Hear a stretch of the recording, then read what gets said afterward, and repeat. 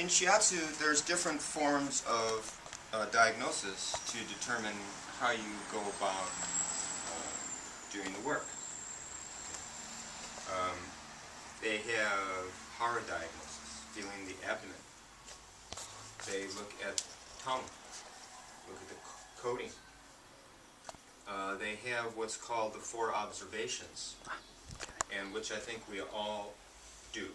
And the 4 observations is looking, listening, asking, and then touching.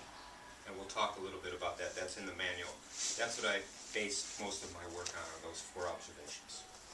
But there's also toenail diagnosis. So you look at the color of the person's toenails, and then you can determine what kind of work to do on here. So we see. She has serious disease. Look at this. Yeah, though. no, this is Whatever it is, it's spreading. well, Naz can't decide what she was going to. So let's start now by some nice gentle contact and some general stretching of the legs. And like I said, I think today we'll focus mostly on just the beautiful movement, and then tomorrow we'll start to lay in more specifics.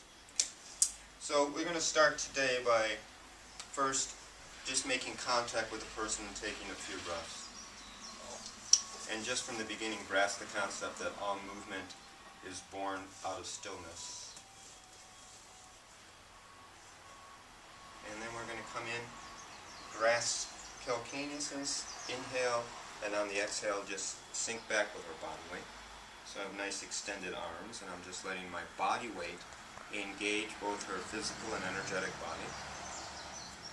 She starts to feel a nice stretch, opening up lower back, the knees and ankles. And we're going to lower. And we're just going to do some alternating palmar compression. So the feet are turning out, and the palms of our hands are compressing around the ankles and into the sides of the feet.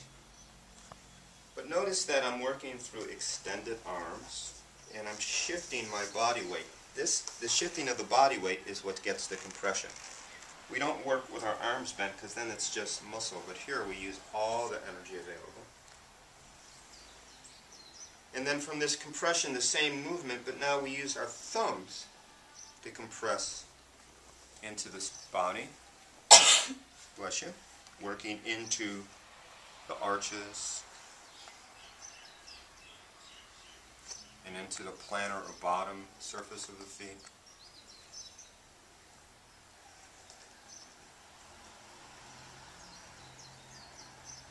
And then we're going to rotate the feet in similar directions. So we rotate.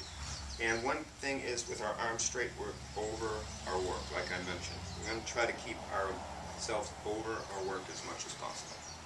So we have sustained movement, and you can start to see how it opens up the body in different ways. This leg getting opened up out, and this one rotating in.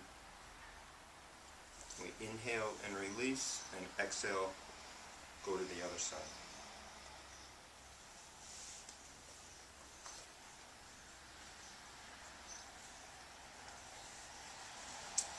And release. Now, I always add a little toe pulling. In shiatsu, they always talk about energy flow, and they say that the energy has a tendency to get stuck in the joints. So we want to try to create some space in the joints as much as possible.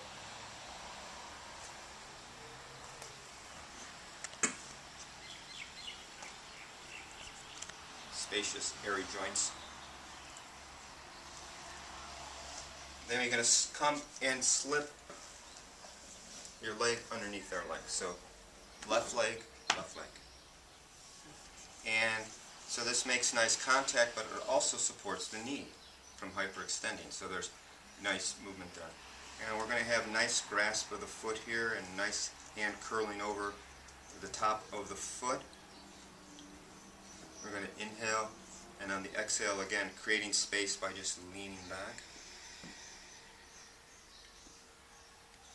And leaning forward, and inhaling, and exhaling, leaning back. come up and we're going to go right into ankle range of motion. Nice, full, engaged ankle range of motion. And you notice my body's moving with it. One way and the other. And then we're going to rotate the foot. So we're going to inhale, and on the exhale we rotate our body and rotate the foot. And we come back to center and inhale, and we rotate out and exhale.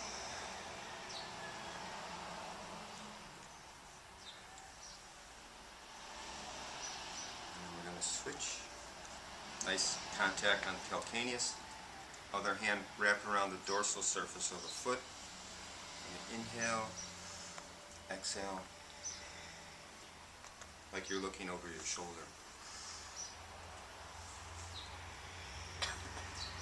You never know when somebody's coming up behind you, trying to steal your shiatsu secrets.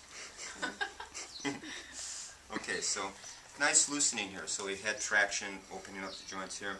And now we're going to bring the leg into a bend position. So I'm going to bend the knee and place the foot flat on the mat. So you want to come up and place the foot flat on the mat and move the heel as close as you can to the gluteal. Because what this does is it raises the profile of the knee, and the higher the knee, the bigger the stretch you're going to get.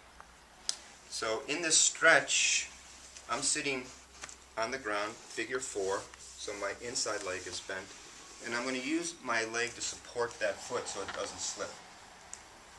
And I'm going to intertwine my fingers, place them above her knee. I'm going to inhale, and on the exhale, I'm going to lean back. So she see that nice stretch through her hip. You feel, Holly? Good. Lean back, move your hand down a little bit, lean back on the exhale. We're going to work down,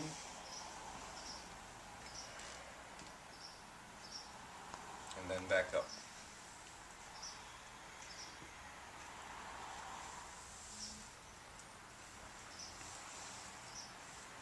I should probably not do that, actually. And when we get back to where we were, we're going to move the foot away and slip it underneath our leg to support it. And then we're going to curl our fingertips in between the gastroc heads. So that's going to come behind the leg at the top, at the knee, and we're going to inhale, and on the exhale we just lean back and give them some nice, firm digital compression between the gastroc heads.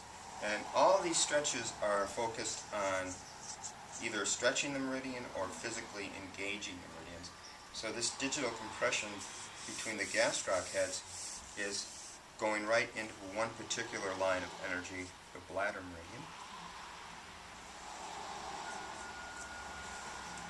And then we just put a nice squeezing on the lower leg just to give it some kindness.